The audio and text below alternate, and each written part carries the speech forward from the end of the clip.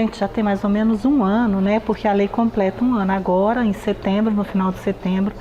A gente tem mais ou menos um ano que possibilitou a polícia trabalhar de maneira mais efetiva em relação aos crimes de maus tratos contra animais. Antes era possível? Sim, era. Mas a questão é que era só um TCO. TCO a pessoa não fica presa. Então ela vem, assina os papéis e já é liberada imediatamente. Com a lei, deixou de existir isso e deixou de existir, inclusive, a possibilidade de pagamento de fiança. Então, se a pessoa for presa em flagrante, aqui na delegacia ela não paga fiança, né? Então, ela vai ser presa. Ela pode sair no dia seguinte na audiência de custódia, mas uma noite dentro de uma cadeia já é uma coisa que faz a pessoa pensar e refletir bastante, né? Bom, a gente recebe as denúncias anônimas aqui na delegacia. 90% são denúncias anônimas. Algumas as pessoas ligam, algumas elas mandam pelo WhatsApp, algumas pessoas vêm aqui na delegacia, mas chegando aqui elas dizem: eu não quero me identificar. A gente não pergunta nem o nome dela, porque não nos interessa. Nos interessa é o fato que ela está narrando, para que a gente possa verificar. E aí a gente tenta o mais rápido possível organizar uma equipe para ir verificar aquela denúncia, né? Às vezes, quando a gente chega no local, a gente não encontra uma situação de flagrante. Às vezes a gente chega e encontra. Nesses casos, então, o tutor daquele animal é encaminhado à delegacia e é feito o procedimento de flagrante e o cachorro é recolhido, e a gente tem uma ajuda muito grande da polícia, da ONG Adote Animais, que recolhe esses animais e que tem essa parceria. Quando o policial chega na casa, o que ele vai fazer na casa? Ele não vai chegar lá e, o que está acontecendo? Tem algumas coisas específicas que, com o olhar de policial, que com o olhar investigativo, ele já tem que olhar naquele primeiro momento e ele já vai colocar no relatório dele, porque tudo é feito um relatório, tudo é documentado. Então, o que a gente vai olhar? A situação da casa, grau de instrução dos tutores, isso tudo é importante. Condições financeiras daquela família, possibilidade de doenças. Então, por exemplo, existe ali uma depressão, existe alguma coisa? Ninguém é médico. Nós não somos médicos, a gente não consegue diagnosticar se aquele tutor está com depressão ou não. Mas a gente consegue ver, por exemplo, pessoas arrumadas, mulheres com as unhas feitas, maquiadas, e isso tudo já nos vai dando uma direção. Além disso tudo, a gente sempre olha a possibilidade da existência de outros crimes ali, como, por exemplo, uma violência doméstica, como, por exemplo, um porte de arma, um maltrato a uma criança, né? Então, isso tudo tem que ser olhado. Essa verificação do policial, ela é muito além daquela simples denúncia, né? Ali vai se iniciar a investigação e essa investigação ela vai chegar a um fim, né? Então a gente vai ter um resultado, seja sim ocorreu maus tratos, ou seja não ocorreu maus tratos, mas vai se chegar a um fim.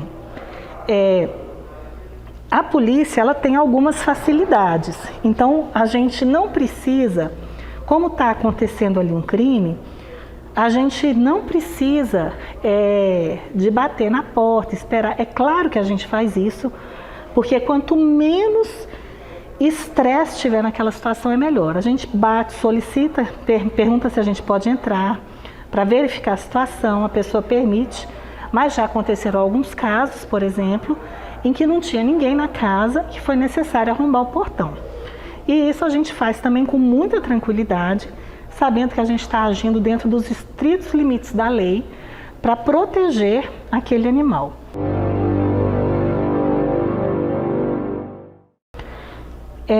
Eu costumo comparar com esses anos de polícia que eu tenho, eu trabalhei antes da Lei Maria da Penha. Eu gosto muito de fazer a comparação dessa lei de maus tratos a animais com a Lei Maria da Penha.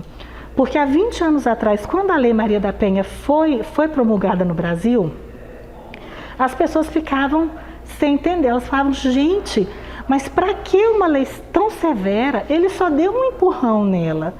Para que uma lei tão severa? Em briga de marido e mulher, ninguém mete a colher. Hoje em dia a gente vê que não é mais assim. E essa lei me parece muito parecida. Hoje, quando são realizadas as prisões, e elas realmente são realizadas, os familiares chegam aqui e comentam: gente, mas que exagero, né? Para que uma prisão por conta de só por isso? Só por conta disso? E a gente acredita muito que vai ser, a consciência das pessoas vai começar a abrir, e elas vão entender toda essa questão dos maus tratos também. Eu tenho assim, firme, certeza de que isso vai acontecer, um passo de cada vez, né? Os passos vão sendo dados. A lei é boa, mas ela ainda não é completa. A luta não acabou. A gente precisa de uma lei que abarque também outros animais com a pena de prisão. Porque atualmente só pode ser presos as pessoas que maltratam cães e gatos. Então, se a gente vai numa rinha de galo, a gente não pode prender as pessoas que estão lá, é só TCO. E isso é um absurdo. Então, na última rinha de galos aqui em Jataí que nós aprendemos, a gente ficou até meio sem saber aqui na delegacia o que a gente faria com aqueles animais. Então, entrou-se em contato com o sindicato rural, e o sindicato rural disse que aqueles animais, quando deixavam de ser de rinha e desestressavam, eram bem alimentados, eles não ficavam tão violentos, e era possível criá-los em quintal, e eles eram ótimos reprodutores. E aí esses animais foram doados, então, para o sem terra, para as famílias, para as diferentes famílias do sem terra, né? Então, isso foi uma coisa importante. A gente não tem, dentro da lei, a gente não tem uma definição do que é maus tratos. A lei não me diz assim, maltratar é isso, isso e isso. Isso está sendo construído, né? Isso está sendo uma construção. A gente já tem hoje muitos artigos jurídicos, artigos de veterinários, artigos de pessoas que trabalham na causa, que estão definindo, que estão clareando o que é maus tratos. A gente já tem claro hoje, por exemplo, a questão do espaço, né? Animal que fique preso em um pequeno espaço, animal que não possa escolher estar no sol ou estar na sombra, né? Se ele estiver amarrado, essa corrente tem que ter um tamanho suficiente para que ele possa escolher estar no sol ou estar na sombra. E quando eu digo isso, já estou pressupondo que aquele lugar tem sol e sombra. Então ele não pode ficar 24 horas na sombra e também não pode ficar 24 horas no sol. Além de alimentação e água. Água à vontade, né? A alimentação, às vezes, existem dietas também. Sim. Não precisa ser à vontade não, mas desde que esteja dentro daquelas dietas. O abandono de animais doentes. Aquele animal que fica no fundo do meu quintal para morrer, isso também é maus tratos. Não procurar os cuidados veterinários, isso é maus tratos também. As mutilações de qualquer forma, cortar a orelha, cortar rabo, castrar, que desde que não seja no veterinário, não seja por uma indicação. A castração. A castração, ou mesmo a mutilação, né? A gente conhece casos de animais que o veterinário indicou que aquele animal tivesse o rabo cortado por conta de uma doença que ele desenvolveu, né? Então precisava. Então aí tranquilamente, né? Não tem problema. Qualquer tipo de cirurgia estética, os veterinários já não fazem mais, né? Então uma cirurgia que seja uma cirurgia estética, para melhorar a estética do animal. O veterinário, pelo Conselho de Veterinária, já é proibido fazer esse tipo de cirurgia. E aí dentro disso a gente vai caminhando, né? Um passo a cada dia, e a gente vai construindo aí a nossa história. O que me incomoda atualmente, talvez você vá até estranhar, mas o que mexe comigo, o que me deixa profundamente abalada, não é a situação do animal, é a reação do tutor. quando o tutor fala, mas eu não fiz nada. Quando o tutor fala, mas eu estava cuidando dele. E o animal está, mas ele é magro porque porque a raça dele é magra. O cachorro está esquelético, o cachorro está morrendo. Isso me deixa muito, muito chocada, sabe? E assim, querendo ou não, os animais, eles dependem da gente. Esses animais domésticos, eles dependem do nosso cuidado para sempre, né? Para sempre eles vão depender da gente. Então é muito importante que a pessoa, ao adotar um animal, tenha essa consciência também.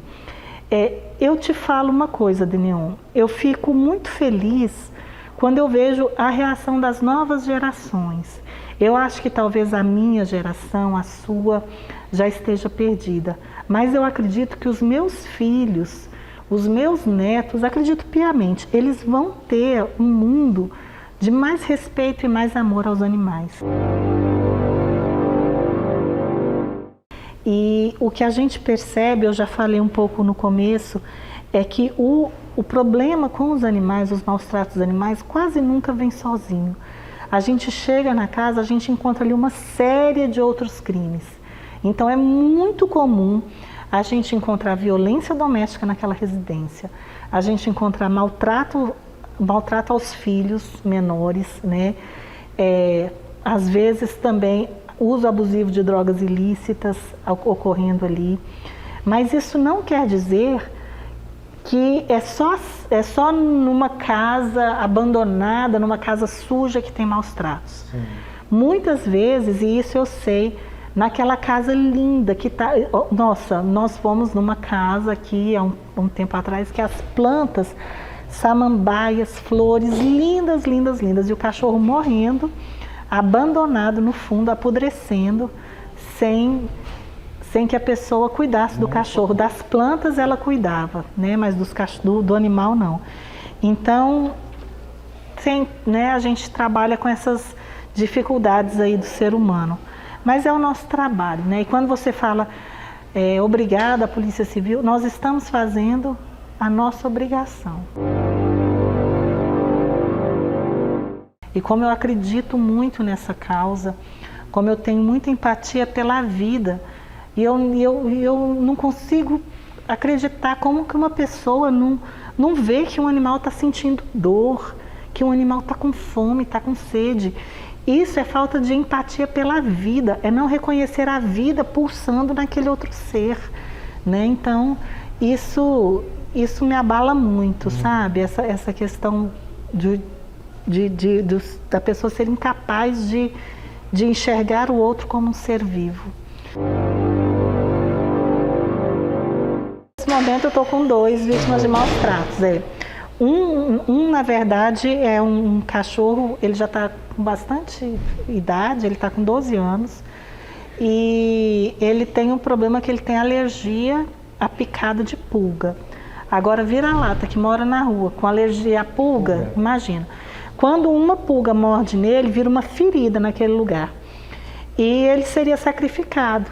Então, ele tinha sido recolhido e seria sacrificado. E aquilo me doeu muito. E nós recolhemos ele até com muito medo, porque a gente não sabia o que eram aquelas feridas. A gente não sabia se era alguma coisa que poderia nos contagiar, que poderia contagiar os nossos outros animais, né? A princípio deixamos ele isolado. Até que fomos ao veterinário, e é uma coisa super simples. Então, tendo controle de pulgas e carrapatos dentro de casa, não tem problema nenhum. Aí temos uma outra, que é a Farofa, ela foi pega aqui na delegacia. Ela era vítima de maus tratos e terminou que nós levamos ela para casa. A Farofa, ela tem o rabo cortado, tem a orelha que foi cortada com tesoura, e ela estava dentro de um saco e seria jogada dentro de um rio, né? E hoje ela está lá e é a nossa alegria, assim, é a nossa paixão. Não tem muito tempo que ela está comigo. Ela terminou o tratamento de doença do carrapato agora, e agora, no início do mês que vem, ela vai ser castrada, e aí já vai ter encerrado, porque os cachorros, quando eles têm uma alimentação equilibradas, são castrados, não tem controle de pulga, são cachorros que não adoecem. Não. E a gente tem que conscientizar da castração. A solução é a castração, não tem outro caminho. Esse é o caminho para a gente reduzir a população de rua e reduzir até os maus tratos. E aquela velha frase, que é uma frase que eu guardo com muito carinho e que eu ponho em prática na minha vida, na vida da minha família, que a gente não compra um amigo, né? Então, assim, a adoção de animais é tudo de bom, né? É tudo, não critico quem compra, mas uma adoção, ela é muito especial, né? Amigo a gente não compra, amigo a gente adora. Gente, vou deixar um recado que é o recado típico de policial. Denunciem. A Polícia Civil precisa de vocês. A gente não tem condição de estar em cada rua, em cada bairro, verificando o que está acontecendo. Então, liga para a polícia. A denúncia ela realmente é anônima. A gente não tem interesse em saber quem está denunciando. A gente tem interesse em ir lá buscar o fato. Não deixe de denunciar. Você não precisa ter certeza para denunciar e você não precisa ter provas.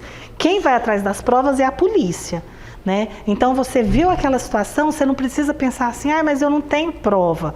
Não precisa. Nós vamos obter as provas. Não deixem de denunciar. Denuncie e vamos ser parceiros nessa luta.